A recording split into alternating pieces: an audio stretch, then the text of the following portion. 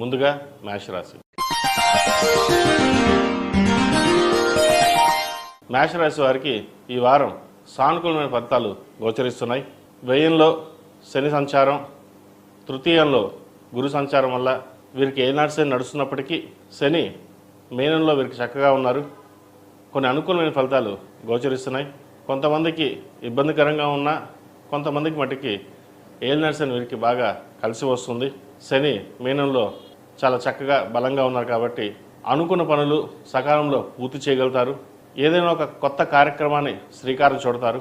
నలుగురిలోనూ ఒక గొప్పగా ఏదైనా చేయాలి, నలుగురు కోసం కాకపోయినా మన కోసం మనం చేసుకోవాలి, కెరియర్ మీద ఫోకస్ చేసుకోవాలి, వ్యాపార అభివృద్ధి పెంచుకోవాలి అనే యోచన చేస్తారు. విదేశీ వ్యవహారాలకు సంబంధించి సానుకూలపడతాయి.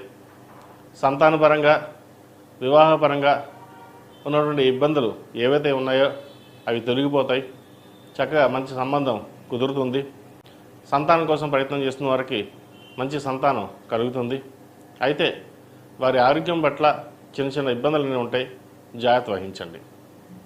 అలాగే భూ సంబంధించిన విషయ వ్యవహారాలు కావచ్చు, ఒక స్థలాన్ని అమ్మి ఇంకో చోట స్థలం కానీ ఫ్లాట్ కానీ కొనుగోలు చేసే అవకాశాలు గోచరిస్తోంది.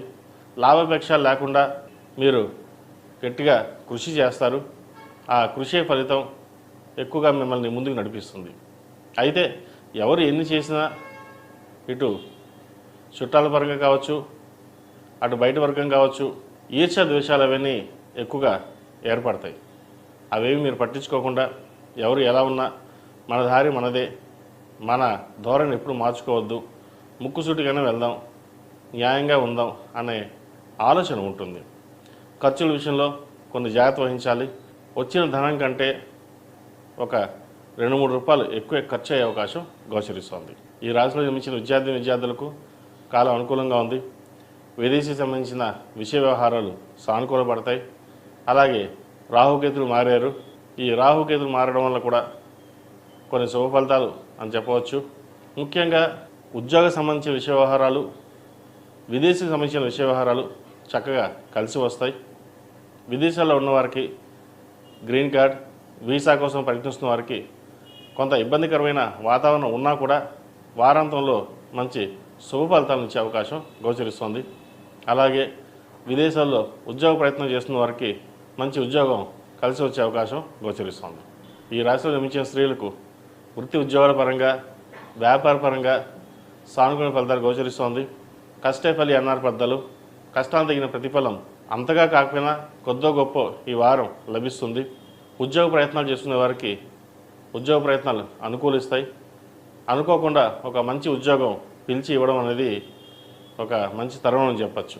మొత్తం మీద మేషరాశి వారికి గత 2-3 వారాల కంటే ఈ వారం చక్కగా ఉందని చెప్పచ్చు. ప్రతిరోజు నాగసుందరం ధరించండి.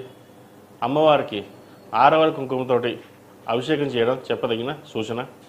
అలాగే వీరికి ఏలినాడు శని నడుస్తుంది కాబట్టి 8 శనివారాలు శనికి తైలాభిషేకం చేయడం, సుబ్రహ్మణ్య అభిషేకాలు చేయడం, అఘోర పాశుపత హోమం చేయించడం చెప్పదగిన సూచన.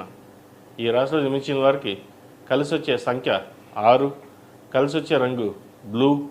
ఏదైనా పని మీద బయటికి వెళ్ళేటప్పుడు సోమవారం కానీ శనివారం కానీ వెళ్ళండి, మంచి ఫలితాలు సంప్రాప్తిస్తాయి. తదుపరి వృషభ రాశి.